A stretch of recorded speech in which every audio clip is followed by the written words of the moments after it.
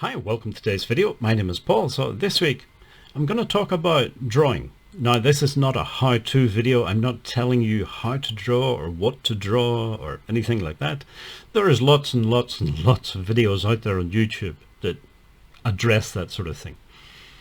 I just wanted to make it a bit more personal and talk about my journey through many years of trying to learn to draw, the successes that I've had and the many failures also, and giving up for a long time, and what effect that has had on my drawing journey, if you like.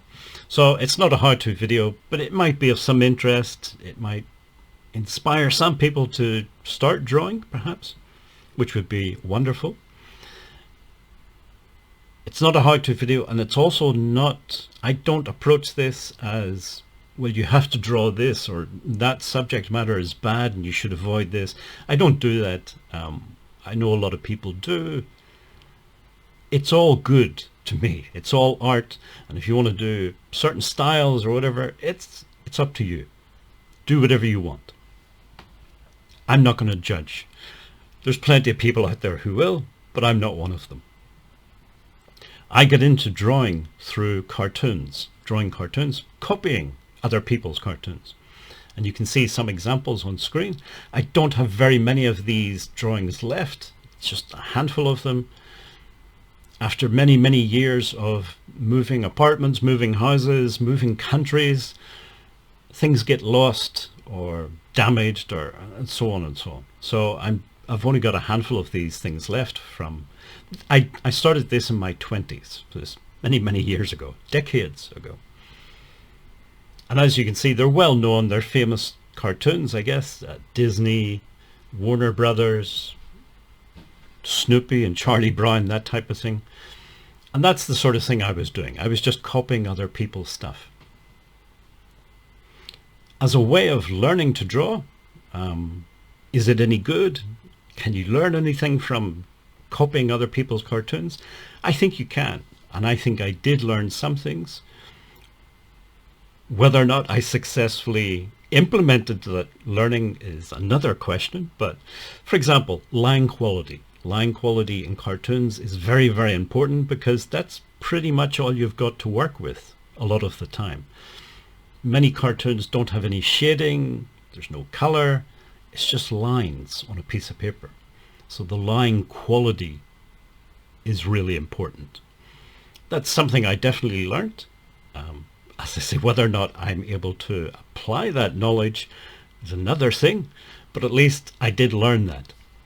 I learned the importance of line quality. I also learned how to approach something that is quite complex. And some of these cartoons, there are little details and things, sort of bottom left, that Wile E. Coyote character, you know, he was always chasing the Roadrunner and coming up with all kinds of crazy ideas of how to catch this Roadrunner. His nose has a lot going on in there. There's a lot of little shapes and things. I learnt by drawing these things, by copying, that you start with big shapes and you slowly add in more complexity and detail. And that approach to drawing is a valid one and a useful thing to learn. And I think some beginners don't really realize this, and they start off by trying to draw outlines and trying to add in details too early. It usually doesn't work. So that's something else I learned from cartooning. The other thing about cartooning was it was fun, it was enjoyable, and I learned that it's going to take a long time to get good at drawing. Most people, you're talking years, so you're going to have to practice a lot. Motivation is wonderful, but motivation comes and goes. It's not constant. And a few setbacks, a few bad days, and your motivation can go down. If you're drawing something that you really enjoy, if it's practice that you really enjoy and you look forward to it, it's easier to keep going. So that's something else I learned about via cartooning. So, sum up, is cartooning a good way to get into drawing? Yes, but it's limited. you're talking about flat, two-dimensional images, very simplified, exaggerated images. So there's only so much you can learn from doing cartooning, but it is a fun and reasonably accessible way of getting into drawing. After this, I started doing some life drawing. So it wasn't formal classes. It was just a few different people who organized these life drawing sessions, I guess. And people turned up and they did their own thing and then they went home. It was good learning experience. It was a huge, massive step up from doing cartooning. First of all, you're not just working with a flat image that you're copying. Now all of a sudden you have a three-dimensional human being in front of you, and you're trying to represent that on a flat two-dimensional piece of paper or canvas or whatever it is that you're working on. And that's a challenge. It is, as I say, a whole step up. Plus, there's a difference between drawing, say, a bowl of fruit and drawing a human body. The bowl of fruit, some apples are bigger, some apples are smaller, and so on and so on. You can get away with being slightly sloppy and not completely accurate. If you draw one apple that's just a little bit too small or too big, it's still believable. The human body, on the other hand, if you draw one of the shoulders a little bit too big, just a fraction too big compared to the other one, it doesn't look right. Our brains are so familiar with the human body that we can immediately see that, okay, that bit's wrong. So learning to draw the human body is, life drawing classes really pushes you. If you want to succeed at it, you really have to push yourself and really get those proportions and positions of things dead on, absolutely accurate. And the other thing it taught me was you have to do that at the beginning of the drawing. There's no point in starting to put things in and details in on the face and you haven't got the body right. It usually doesn't work. And I saw so many people doing that. And it's something that, a lot of us have to learn the hard way. You end up with a lot of bad drawings. So getting all of those positions and proportions and the directions of limbs and things, getting all of those, all the different angles, getting all of that spot on, absolutely accurate at the beginning of the drawing, that's one of the things that I really learned from doing life drawing classes.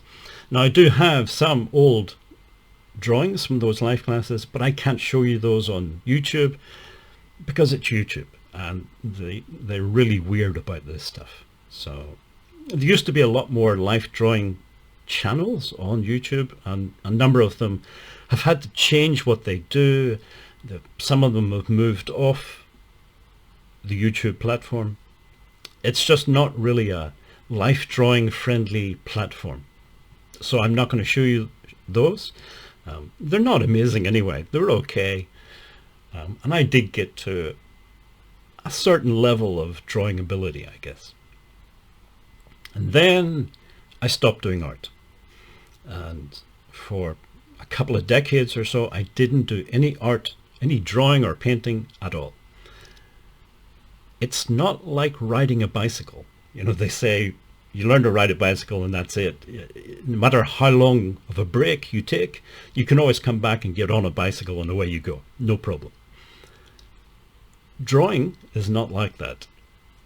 I discovered very quickly that when I tried to get back into art recently, about 5 years ago, I had lost all of the effort, all of the practice that I'd done and the level that I'd got up to.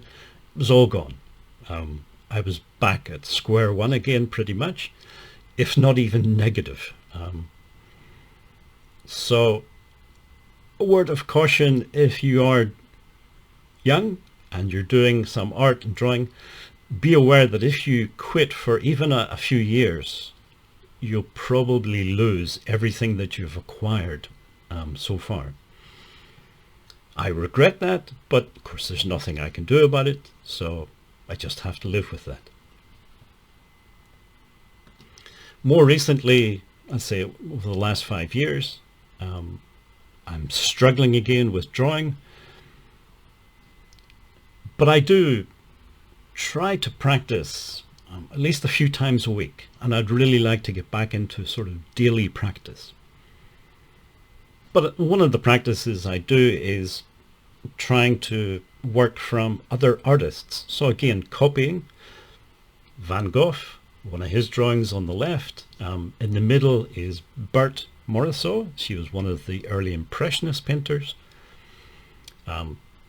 Edward Manet, not to be confused with Claude Monet, but Manet did a painting of her, and this little drawing is based on that painting. And then the one on the right, I can never remember who this artist was, one of the more expressionist artists. But anyway, the idea is using paintings or drawings by other artists and just copying them. I enjoy doing that. I enjoy the process of copying. And whether I learn anything from it is debatable, but it is a way of practicing drawing, and it's a fun thing. So it does have some uses. One thing I find is what line quality I used to be able to achieve has gone completely, and everything is sort of chicken scratches and rough marks. I really struggle with finished drawings. But one thing I can do still is quick sketches. And sometimes it's useful. Sometimes I go out and do these sort of in the street, in the city, just with a little notebook and trying to sketch people. And you've only got 5 seconds, 10 seconds to capture the main idea of that person. And then you can start doing some shading and try and fill in a bit. That sort of drawing I can still do. I can still work fast. It's the more accurate, detailed, slow style of drawing that I really struggle with these days. How much of that is due to maybe changes in personality or changes or just not doing drawing for a long time, maybe that affected it, I don't know. But anyway, this is where I am these days. The quick sketches, I have some confidence that I can do something with those. And again, it's not necessarily accuracy that you're going for, it's just trying to capture the feeling of someone walking down a street or something like that. A crowd of people, all the different shapes that you can see. So again, it's a fun way of doing it. It depends on where you live, of course, and you got to figure out how to do this in a subtle way. A lot of people don't like being stared at, and they don't like the idea of you drawing them or photographing them or anything like that. So you've got to do it in a very subtle way, not obvious that you're drawing them. And of course the weather, depending on where you live. Where I am now, we're coming back into winter again, and winter's really not a great time to be out in the streets trying to draw people. Lots of rainy days, windy days, and so on. But it is an enjoyable and a fun way of practicing, I think. And you do, these sort of quick sketches, you do get a feeling for the human body, how it moves, how people walk or run or stand. And that, I think, is useful if you want to draw people, if you want to do figure drawing. Understanding those things is definitely a good thing to know. More recently, of course, I've been doing these charcoal landscape drawings.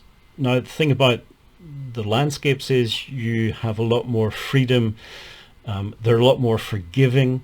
You don't have to worry too much about proportions and positions. You can make it all up, which is pretty much what I do. I just work from imagination. So it's a very different way of drawing.